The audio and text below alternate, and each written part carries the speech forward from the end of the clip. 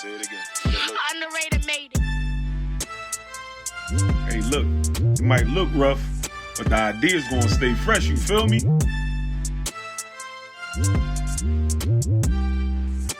it again. Look. Underrated made it. Yes, sir. Yes, sir. This is not a podcast episode. Or is it? Nonetheless, I'm your guy, Underrated, and I'm back again with another segment for you guys. If you caught the last video, I brushed you guys up on what I plan on doing here. So I'm gonna get right into it, man. I know it's been a while. My last video, I intended to this segment I'm about to give you guys now, I intended to deliver the last time, but I really, if you see how that episode ended, I really wasn't feeling well. Now we going on about 2 weeks since then. But nonetheless, I'm back. I'm ready to go. I have my my segment lined up, ready to go. Let me just go ahead and put my phone on, which I should have did before I hit record, but put my phone on do not disturb. Yeah, take my phone off of the Wi-Fi. We're gonna get right into it. So this segment right here, first off, I'm sorry, excuse me, man. Gotta excuse me because I'm a little rusty. I haven't been as consistent as I normally am. But nonetheless, shout out to Jazz. She helped me with the setup here. Her and Jacoby went out for the day. So it's just me here at the spot giving you guys this segment. Shout out to Quan as always, man. Shout out to all the youth football players and coaches all around the nation, for real. Mainly where I'm from back in Pennsylvania, Darby. But shout out to all the youth programs that's dedicated to making sure that these young men get the opportunity to experience life in ways that is necessary. If you ask me, I'll probably get a little bit more deep into that. In the midst of my move, I've been making sure to stay in touch with some of my my connects back home as far as the youth football programs are concerned. So like I always say, man, we're gonna get to that. We're gonna get to that for sure. But shout out to them. But this episode right here, I'm sorry, this segment is going to be called Time is Money. I'm gonna say that again. Time is money. I know when you hear that, to some people that may be cliche, unoriginal. That's why I chose it, right? Because I figured that the statement could use a bit more diving into, right? And what I'm gonna do here is I'm gonna give you a little bit more insight about how I view that. So time is money. When people say time is money, if you hear somebody say that, more than likely they're referring to the time that they're spending doing whatever or with whoever, could easily just as much be spent making money. So it's almost like, if I'm not making money, or this is whatever we're doing here, if it doesn't involve me making money, I could be doing something that makes me money, right? And to a point, to a certain extent, I do agree, but I don't agree wholeheartedly. If you ask me, I think that saying time is money, I feel like time is money or money is time. I feel like they're equally valuable. I don't say that time is more than money. Granted, you need money for pretty much every aspect of life. Let's just get straight to that, right? I understand, right? But I also feel as though that the time that not only that you spend making your money, but the time that you actually get to enjoy your money is just as valuable as actually having the money. So when we say time is money, are we saying it in a sense that time is more valuable? I'm sorry, that money is more valuable than time? Or are we saying it in a sense with a grand understanding that one, you pretty much need a balance on both, if you ask me, right? I say that from, again, I speak a lot about my experiences in corporate America, right? But I spent a large part of my time chasing after money, which was there. It was there. But I also missed a lot of time with my family. And when I look in retrospect, I realized that money wasn't worth the time that I didn't get to spend with my family, the times that I might have missed with my sons or my daughters. excuse me, at the time. The money come and go. And again, why do we need money? Why do I need money? I need money for me personally. I need money to not only take care of my family, but you know, I don't need money. I don't desire money for things. I desire money for lifestyle. So to me, what that lifestyle looks like is having the time, buying my time back, like having the opportunity to not only generate money, but also be available for my children when they need me. You know, ever so often do we get caught up in societal standards about how life is supposed to go that we truly, especially black people, because we playing from behind as is. So I get it. When we get that opportunity to kind of like push our culture or push our family's legacy forward, we're gonna take it. Most people would take it. Whether it's working a job, whether you're a content creator, whatever it is that generates you money, you're gonna more than likely put a lot of your energy into that because you want to change the narrative. Right. But even in that, I feel like it's important to make sure you maintain a great balance on both. Even as far as money, you can have all the money in the world, but let's say you didn't take the time to make sure your health is in order. God forbid you lose a family member and you didn't spend enough time with them before they transitioned. It's stuff of that nature that not so much bothers me, but that I ponder over, because I've put so much time again into getting money, right? And in the midst of that, I lost a lot of things. Not so much lost, but I've lost, let's say I lost the grip that I probably would have had if I would have used some of that time that I was using to chase after money to focus on the things that are truly important, right? Because now think about this. And again, this is why I say balance, right? Because balance is going to help you to have equal weight on both sides. So too much of either one of them it voids out the opposite, right? So if you have all the money but no time, think about that, right? So you got kids, you got children, birthdays, whatever, first day of school, family vacations, all that stuff, right? You don't have time because you're busy getting the money. Now, granted, your children will probably be happy for the moment because you get them things, but what happens is over time, in life, as life continues to move forward, the money won't be as valuable as the time spent, you know?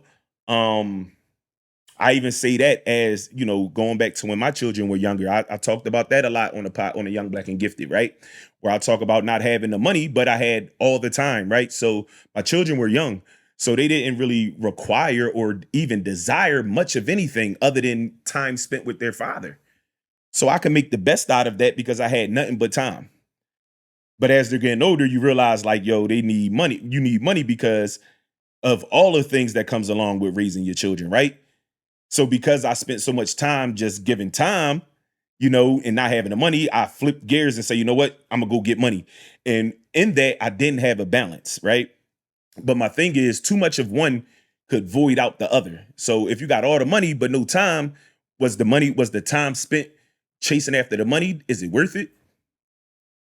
If you pass away in the midst of your money chase and your children are left fatherless or motherless, was the chase worth it? Now, granted, financially it may be, but what about life? What about their wedding day? What about your grandchildren's graduations? The things that truly matter. That's why I say balance. I'm not going to say that time is so important that money doesn't matter, and I'm not going to say that money is so important that time doesn't matter. Now think about this: if you got so much time, I just said this. If you got nothing but time, then more than likely you don't have the money. And that's counterproductive because you got to pay bills. You got to take care of back to school starting. You need a haircut, new pair of shoes. Oh, they playing sports. That costs money. So my whole thing here is just in general in life. And I kind of like want to share this ideology with whoever sees this video is to create a balance for yourself, right? Don't give excuse me, I dropped my phone. Don't give so much of yourself away, whether it's your time, your energy. Don't give so much of yourself away that you're left with nothing. I even say that to your pursuit of financial freedom. don't put so much into that you lose touch with with what truly matters, which I would assume is your family, your health, your mental state, things that truly that money can't buy. Once that time is gone, you can't buy it back with things. One of the greatest things I like to do is so right now me and Jazz are watching I think it's called Winning Time. It's a story about the Los Angeles Lakers, how they built the dynasty. And I take a special liking to Dr. Jerry Buss for a number of reasons, right? He wasn't a perfect man, right? But he was very successful in his mission, right?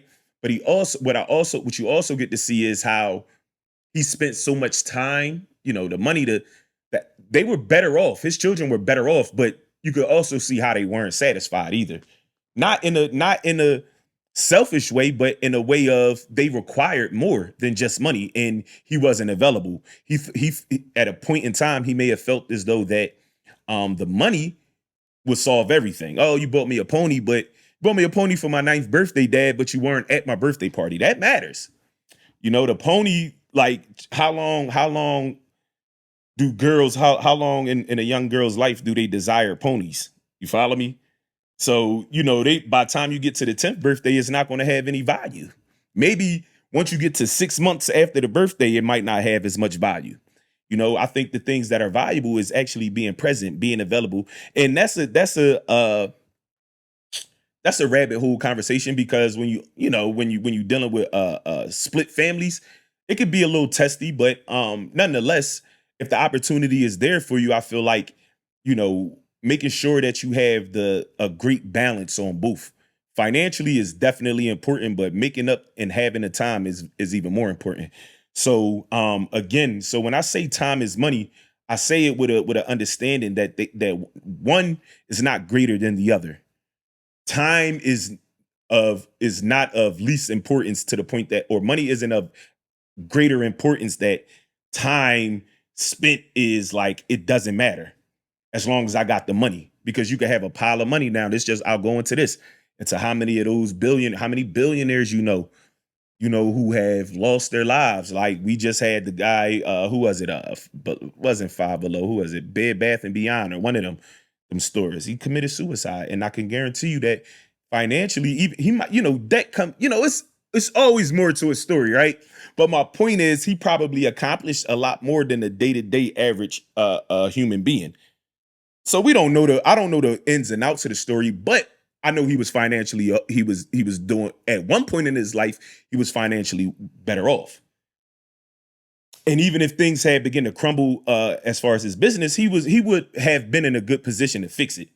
You know what I'm saying? So my point, and even that, is saying that people can have all the money in the world and still not be happy. Robin Williams, one of the funniest guys, and just lovable guys as far as being an actor, and even the roles they picked, wasn't happy within. As much joy and laughter that he brought to others, himself, he was not happy. You know what I'm saying? And rest in peace to those guys, but I just wanted to use those as examples. And I also want to bring up the young fella named Caleb White, I believe. Let me make sure I'm saying that correctly. Young brother lost his life. Caleb White from the Pinson, Alabama, 17 years old, lost his life due to cardiac arrest. 17 years old, on a basketball team, and went into cardiac arrest, and unfortunately lost his life. So think about that. A 17-year-old, I'm 36, right? I'll be 37. So he's 20 years younger than I am, pursuing his dreams, more than likely putting all his time and effort into this dream of having an opportunity to play basketball, even if it's just, I'm gonna go to college, whatever it is, right? You probably wouldn't have been able to tell him the day he woke up that will be his last day. Now, that's my point about time, right? Time is just as valuable. Think about that. If you had the opportunity to know, not just on your own life, but your relationships with people, right?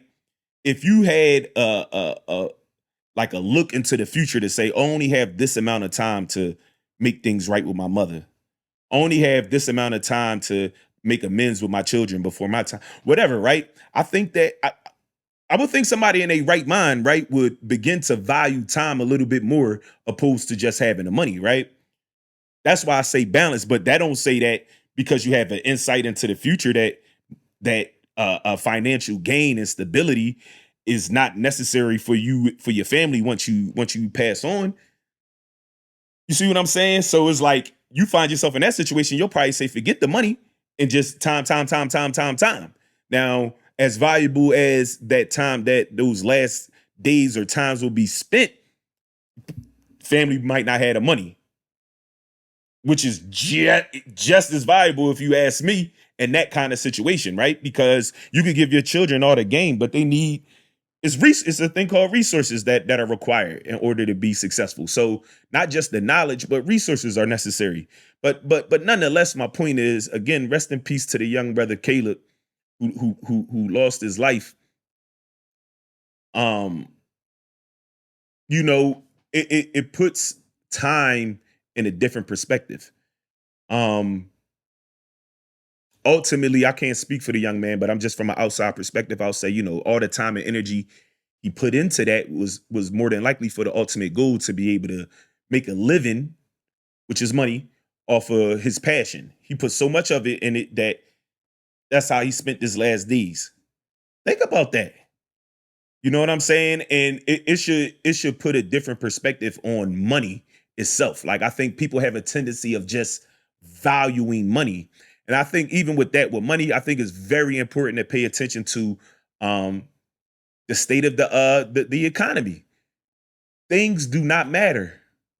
Having the money is a resource. It's not we value it as if it's a status symbol, but it's a resource. I was just talking to Jazz about like how some of these billionaires possibly launder money because they're paying probably millions in taxes, and it's like, yo, so they find loopholes. That's just the name of the game. That's just the name of the game. Everything is a write-off. You go get a anything that come free from these big companies, your job, they doing lunches for y'all get hoodies and t-shirts and all that shit. It's a write-off. Now granted, I don't want to get too deep in that, right? Because that's going to take away from my initial point. But my point is that money is a resource. It's not so much of a, I think in our community, we use money as a status symbol. Like we put value on it to the point where as how much you obtain dictates your status in life, when none of that really matters. What matters is, have you positioned the next generation to be better off without you? I don't want to sound like a broken record because if you listen to me enough, I pretty much say the same things. I just say them in different ways, right? Nonetheless, think about that. Going back to the young fella, rest in peace, man. Think about how important, just your personal health is, just knowing. And I say that I'm not a health guru, not a financial guru. I'm just speaking about, I'm just working my way through life, right? And figuring out answers. And as I go, I share them with whoever's willing to listen. I'm not a health guru here. I'm not a finances guru. I'm none of that, right? I'm not a politician or any of those things, right? What I am is somebody who has made mistakes in life, right? I made a lot of mistakes in life, and through those mistakes, had it not been for those mistakes, I probably wouldn't learn the lessons that I've learned in life. That's just how it is for me. And so I don't wish that the things that I went through never happened, because without those things, I probably wouldn't have gained the wisdom that I now have. Do I regret some things? I'm going to be honest and say yes, but I don't regret the opportunity of learning a lesson, but one of those things is putting so much energy and time into things that are not valuable. You see what I did there? Whether it brought me money or not, relationships with my children don't have a price on it. Relationship with my mother doesn't have a price on it, So I could have all those things. If I could have all the money in the world, I could have cars, I could have mansions and all that stuff. That stuff nice. Don't get it twisted. Me and my shout out to my baby girl. Hold on, let me see. Shout out to ZZ. I'm drinking juice out of her cup. We had a nice little summer this summer as far as going to the pool is concerned. I didn't get a chance to go to the beach or anything like that, but we made the best of it, right? But my point is, like, I could have all those things, but if I don't, since Brazil went back to her mother, I hadn't been to the swimming pool. It's more than this, I enjoyed going to the swimming pool with my daughter. You know what I'm saying? So that's what I'm talking about. Those things are of value to me. I can have all the money in the world, but if I don't have my family, if I don't have the people who I truly care for and love by my side to enjoy it with, it don't have any value. It doesn't. Now, granted, with money, you can travel, but even with that, you want to experience that with the people you care about. I could, it could be rainy in Pennsylvania, and then you say you want to fly to LA because it's sunny out there, but you going out by yourself could be a little depressing. You feel me? Like how about have somebody to enjoy the good times with? You feel me? So, and I have more than enough, a big enough family, man, to be able to do that. And that's just a large part of my goal here is to, and I talk about this with Jazz a lot, is to, you know, build the kind of lifestyle that accommodates us. You know, in society, we have to take what we can get and then try to build a lifestyle accommodating around that. And it never really works. Some people, it's worked before, but I think that the world is evolving so much, or it has evolved so much, that we have opportunities. Like even with this setup, I'm in a spot. You feel me? Like, but if you keep up with us, we done went through like 3-4 different spots. You probably come on my on a YouTube channel, and there's 3-4 different spots that we did, because no matter what, we're gonna do the best. We're gonna take what we have and we're gonna make the best of it.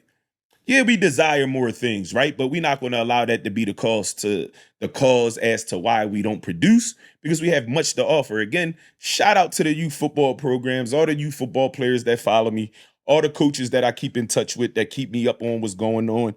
And we're going to get to that, man. We're going to get around to like really using this platform for the betterment of our community, right?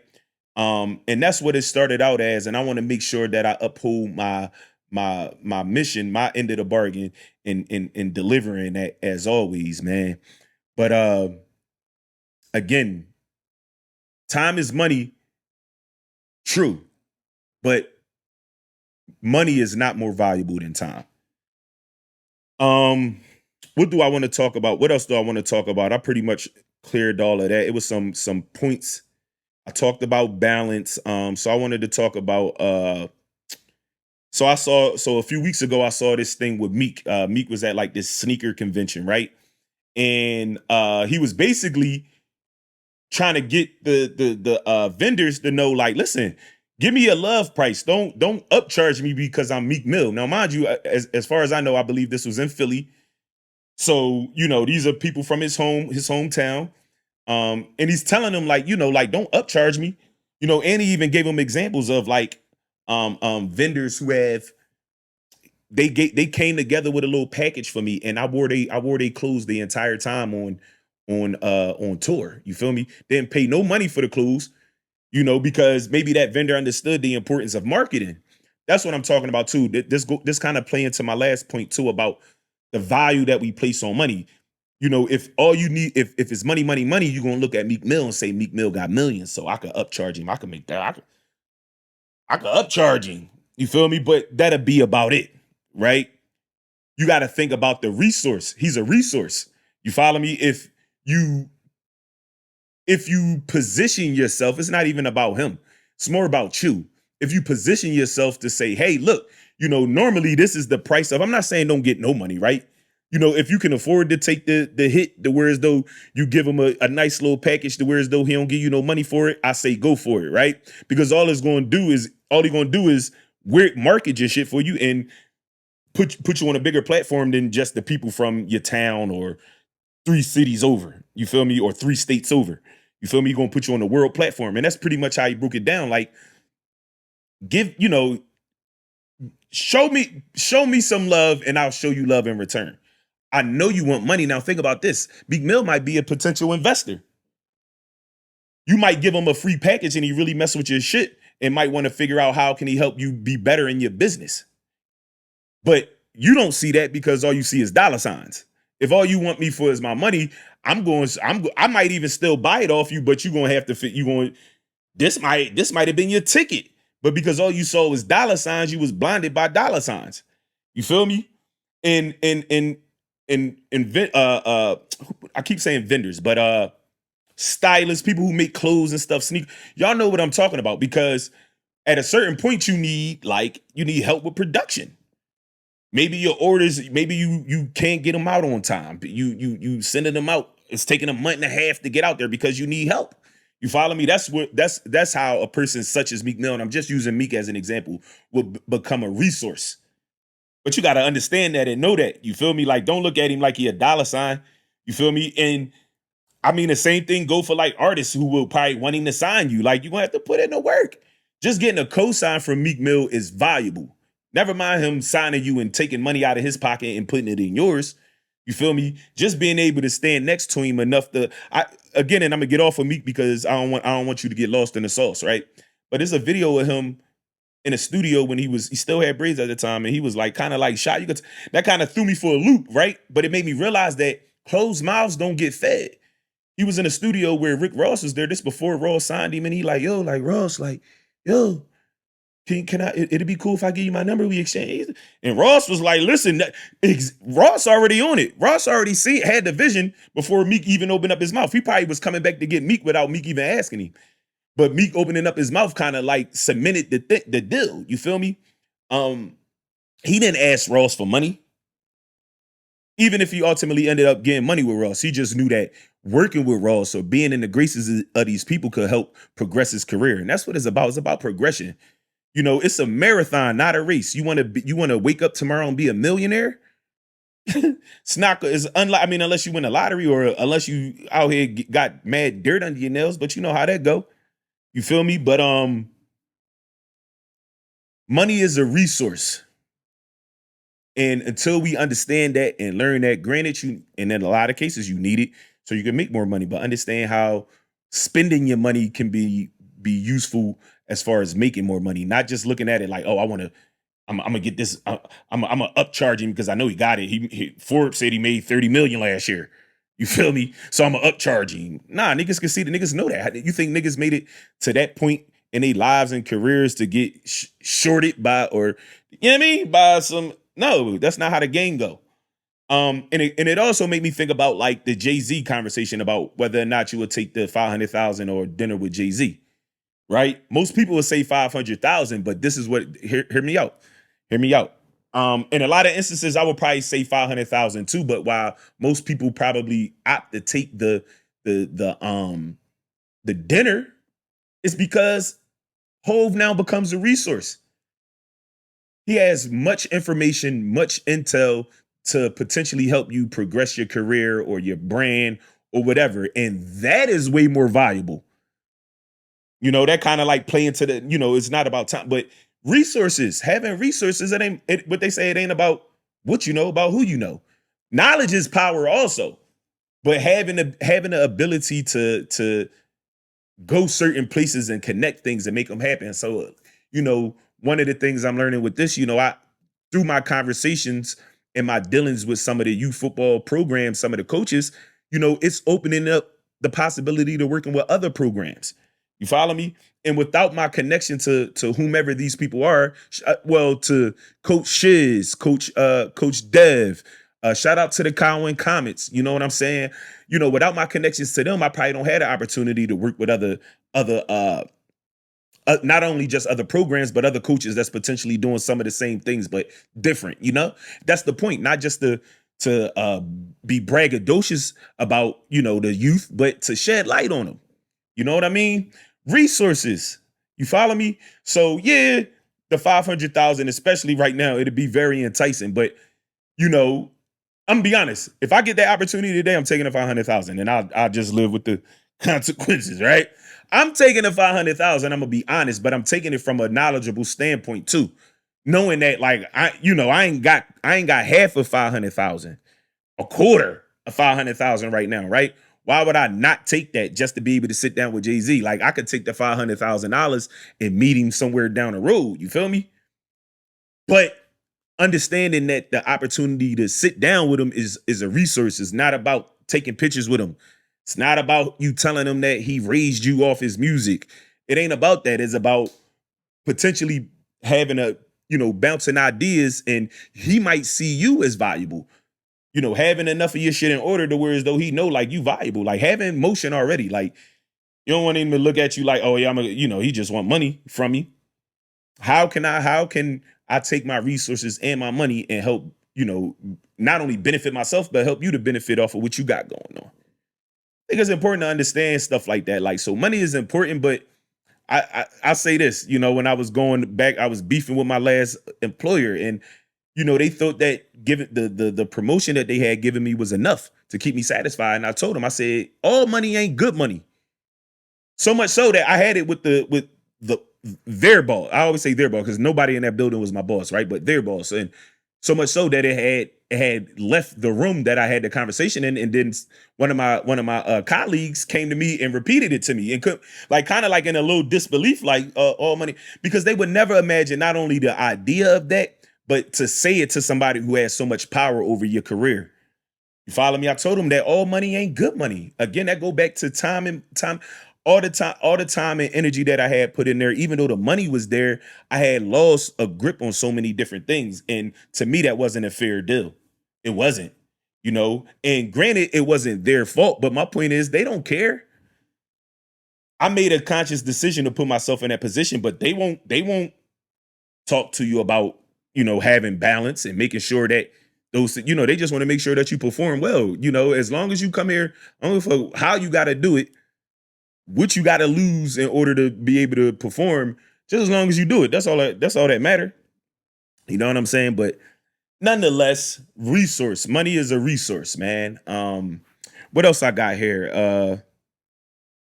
What else do I have here? The sneaker vendor. So, so that kind of play into like this. I went on this little thing last week or a few weeks ago where I was listening to Vodka 215, and he's just like one of those rappers who was definitely way before his time. It's more like poetry than it is like rap. I think with rap comes like a certain like, I don't know, like it's like a certain confinement. I think Vok is so like unorthodox, but it always comes together so beautifully, right? But he had this one bar, and I might be misquoting, excuse me if I'm chopping it up, paraphrasing, but he talked about like it was like, what was he saying? He was calling it he was talking about hands. You that's what I'm saying, to like Vok, right? Because it was real basic, and he was talking about hands and touching this and touching that. But then he started to piece it together. And one of the things he said, again, I might be paraphrasing, but he said, I don't want to be around Jay-Z and Diddy. I just want what their hands can touch. And he started talking about and I said, no, that's a great mentality to have. Like a lot of niggas be fanned out about being around celebrities. You feel me? And we talking about Vodka. If you from Philly or the tri-state area, you know Vok body, you know how he get down.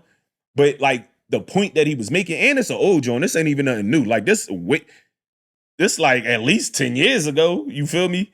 So just the mentality is like, the goal is to be in their position, and that's a large leap because it take a lot of work, right? And there's no slack at them either, but it's just like the mentality that you have. Put yourself in the shoes of a well-off, a wealthy young man or woman, right? And think about how people would treat you because of that status, that stature that you're in, right? You're going to be very protective of yourself. Everybody's going to be nice to you. Everybody that's underneath you, everybody's going to love you. Everybody's going to be nice to you because they figure at some point, some way, somehow you could be a benefit to them. You know what I'm saying? You have to protect yourself from stuff like that. It doesn't mean that everybody means you harm, but you have to protect yourself because you don't want to be used. You don't want to be used up so much that you lose yourself. But think about that. Like seeing people, you a celebrity or a million, whoever you are, the head of the company. all your employees, they never gonna give you no kickback. They gonna just tell you what you want to hear because you got the power to turn their shit off. You feel me? But think about that, how hard it is to maintain in that position. But also think about being somebody from the outside that says, it's not about the person themselves, it's about the position. Because my mission is so great that it requires those kinds of resources. So if I put myself in the graces of a Fortune 500 CEO, you feel me? It's to bounce ideas. It's not to beg for grace in their own life. No, because that's what I'm saying. I say this one bar where I say, I'm gonna see if I could get it for y'all real quick. So I started off like, I said, they say you reap what you sow, so I speak from the soul. Can expect them to hold it down when they weak in the toe. You know how niggas say 10 toes down? Can't expect them to hold it down when they weak in the toes. I said a penny for your thought, that's a seed for my goals. Getting stronger in my roots like the trees on the road. Then I get into like diamond in the rough. I'm a gleam, I'm a glow. No matter how deep the fall, I'm a reach, I'm a grow. Mind you, I just said I'm getting stronger in my roots like the trees on the road. Then I talk about even deeper than the tree, because the roots is deep. They run deep, right? So I say diamond in the rough. Think about it. Where do diamonds come from? They don't grow on the branches of trees. They grow in the soil, the same place that the roots grow for a tree, right? I say diamond in the rough. I'm a gleam, I'm a glow, like a diamond. Like, so yeah, it might. That's the value of a diamond, right? Is that it has a particular shine to it. It comes out of the dirt, out of the mud, the some of the most deepest parts of the earth, right? But that's diamond in the rough because nonetheless, it's still a diamond. uh, you know what I mean? No matter how deep the fall, I'm a reach, I'm a grow. You feel me? Like stuff like that. So my point is how I see like an encounter with, like, I don't want to just keep using Jay-Z and Diddy like rappers as examples. So I'll say like a Fortune 500 CEO.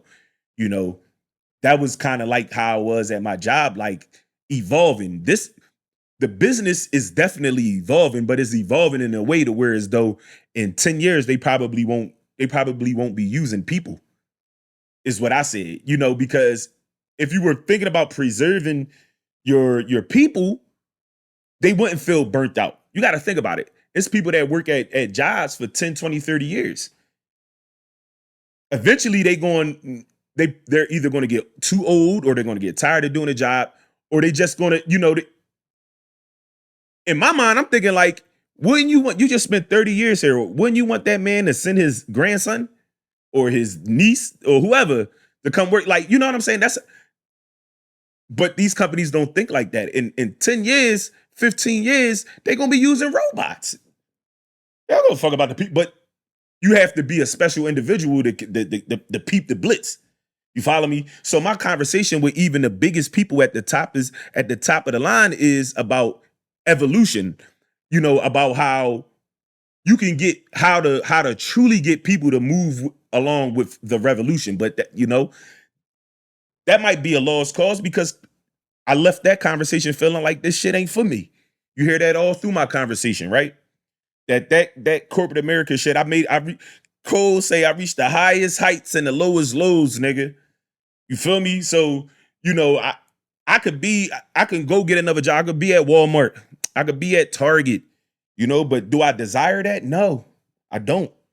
I that kind of go back to time is money. Do I want to give so much of my time and energy just for that? Or do I make a little sacrifice? I make a little sacrifice. Yeah, we need the money, but I'm not down with giving up so much of my time and energy just to have that money. That kind of, I want to not only have beyond that amount of money, what we talking about? $70,000-$80,000 a year. You know what I'm saying? I got 7 kids, bro. My oldest daughter got a baby. So yeah, you looking at a grandpop. A poppy. You know what I'm saying? But my point is, I put in enough work in that world to know that shit is not for me. Enough to know that I can do it to survive, but enough to know also that is not my life. So what you're looking at is the innovation. You know, if you've been with us from the beginning, you should know my mission. You should know what my aim is, right? But I say to you too, like everything has, you know, we face obstacles. Everything has anything worth having is going to come with some type of pushback, some type of obstacles, right? And that's pretty much what's happening here. It's not this that's giving a pushback, is life. Trying to figure out and find a balance. You follow me? Again, this what I say, this is our third, fourth place that you see me recording at. So nonetheless, you know, that is the entire mission. So when we go back to our original point, time is money, you know, when you talk about time and money, time is just as important. I spend my time. Listen, I say I got 7 kids, so you figure I pay child support somewhere in there, not for all of them, but somewhere. That shit hurt your check. On top of the fact that the economy, the cost of living is going up. So it's like this shit ain't even enough. Think about how much energy and what it take for you to do a 40-hour week just to come home and struggle. They got me chopped. Now, granted, like I said, resources, you know, it's a resource, but it's not a career. It's not a lifestyle that I desire to continuously live. I'm 36, 37. If I continue in the work field, that's a whole nother 30 years. Understand? I ain't got that in me. And I don't want to lead my children down that path. You know, I got older children, so they might gotta learn the way they gotta learn. But as far as my younger children, you know, I got my youngest daughter. Well, not my youngest, not the baby girl, but my youngest daughter. She's 16. You know what I'm saying? So she might catch a little bit of that, but she going catch on. Like the world is evolving. You know, I never forget. Probably like 4 or 5 years ago, probably more than that. Probably like 5 or 6 years ago. I wanted to do. I tried everything with my daughters, from selling candy to whatever, right? Because I wanted them to be self-sufficient. I wanted to teach, because I was working at that time, but I knew even then that this shit ain't for me. This ain't for us. I don't want my daughters to live this kind of lifestyle, right?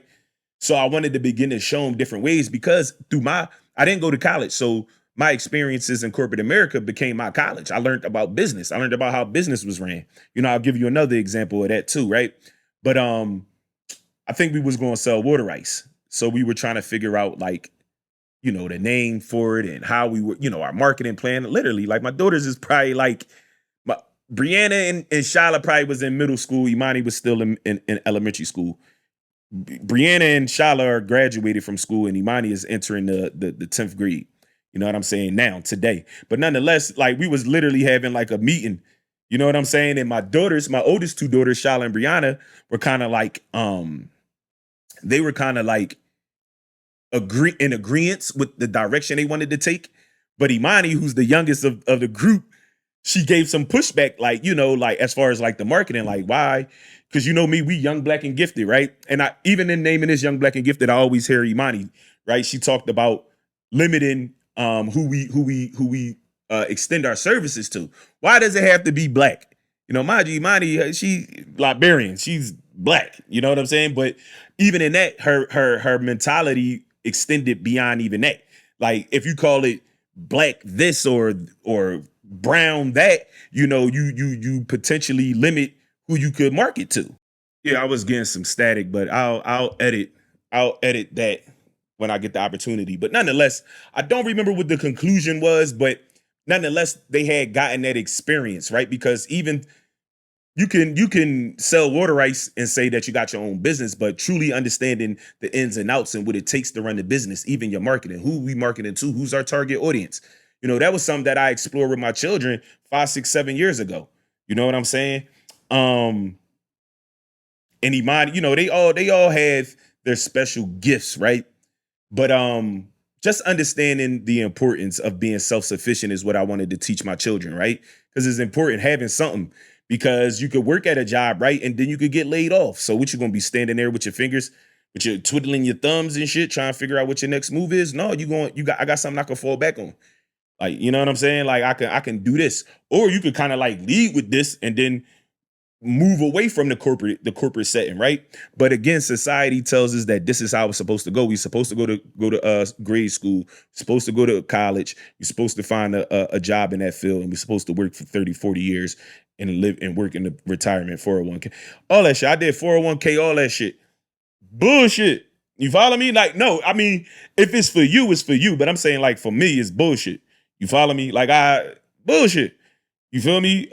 Another savings joint, and it's like once you hit a different number, invest. For you talking about? You should be in you know how 401k. I don't know if all 401k plans is set up this way, but the 401k plan was connected to the stock market. You know, I don't know if that's how they all go, but that's how it was when I was involved in it. But nonetheless, bullshit, right? I feel like it's ways around that, but society that don't tell you that. They tell you that this is the way. This is how you're supposed to do it. So my mission is to create a different way of not only thinking but living for me and my family. So we don't, because the way that things are going to are eventually going to be outdated. And I don't want to be, I want to be ahead of the curve. I don't want to be trying to play catch up until I die. Like, nah, that's not the move. I've been getting mad static and I don't know why. I mean, I know why, but good thing I'm etching towards the end of this episode. So I'll probably be doing a lot of editing, but we gonna get to that. We gonna get to that. I don't even remember where I was at. I'll probably edit that whole part out. But nonetheless, as I like to conclude, so I go back to like business. I wanted to share this part with you. I was just sharing this with Jasmine the other day. I was saying like, you know, in terms of me learning like business through working these jobs, right? So when I was working at Family Dollar, one of my duties as a cashier at the end of the night is to clean up the store. You have to sweep and mop the whole store. So we wouldn't always have like the chemicals that come from like the company, like the stock chemicals. So we'll end up having to use stuff off of the shelves. So it's Family Dollar. They got all the chemicals that you need: Fabuloso, all-purpose cleaner, all that shit. You feel me? So all you gotta do is just mark it down. That way it's accounted for and it goes towards your shrink, right? It's not just like, oh, we had 10 bottles, now we only got 9. But if you mark it down in your system, then in store usage, it shows that okay, this is accounted for. Nonetheless, but I had to learn the hard way. But I would take the bottle and I just squeeze it out into the yellow bucket. You feel me? Like clean up because I know it's gonna make the floor smell good, store smelling all fabuloso-y. But the manager came to me, she's like, damn, you using a lot. I'm like, all right. She like, that's because you ain't paying for it. And I felt offended. Like, I know I ain't paying for it. Y'all got it. But it wasn't until I got into management that I understood how even something like that is a detriment to the progress of the business financially. You know what I'm saying? I didn't understand that using it in an abundance without, you know, at least manage it to where as though you ain't got to use a bottle every week. That one bottle should last you for the whole month if you're using it correctly. You follow me? But I didn't understand that how like it went towards the shrink until I actually went through management and I started to learn about like loss prevention and things of that nature. But nonetheless, you know, I say that to say like my experiences have brought me here with you guys. And this is what I tend on doing, you know. The time that I do have, I plan on spending it in front of the camera, sometimes behind the camera with some guests. But nonetheless, that's what the goal is here, man. Hold on, I want to say this. Shout out to the two YouTube channels that name themselves Young Black and Gifted. Shout out to y'all. One of them is Young Black and Gifted Podcast, and the other one is one of them is the Young Black and Gifted Show. And then the other one is they twisted it, but it's two of them that started it. I said, yeah, I got to get on my shit. You feel me? Like, but we LLC, we gonna work on a few other things, getting shit tightened up on our end. But what we not about to have is people coming in stealing the whole swag. But shout out to them though, you know what I mean, for at least trying to do something with their lives. I ain't even mad at them. But this is the Young Black and Gifted. You know, the network, at least, you know, this is not a podcast episode, but this is the Young Black and Gifted network. You feel me? So that's pretty much it. Started to have a little trouble, but we gonna get to that. It don't matter. We gonna always push through. We gonna always complete. I'm getting a little better with my edits, so we'll fix it up, clean it up there. And that's pretty much all I got to say, man. I think I pretty much covered everything. Yeah, man. Shout out to everybody out there, all our listeners, all our viewers. Shout out to all our supporters, everybody that's rocked out with us up until this point, man. I love y'all, man. Shout out to Jazz as usual, Quan. Again, shout out to all the youth football programs, the coaches, the players, the moms, everybody, man. And we listen. We be in town soon. By the time y'all actually see this, I'll probably had already did my thing. I don't know. It depends on how I feel. It's still kind of early in the week, but we got some football this weekend, man, and that's what we're gonna get into. So in the meantime, we gonna get into that.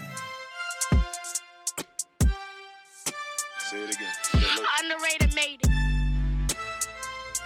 Hey, look, it might look rough, but the idea's gonna stay fresh. You feel me? Say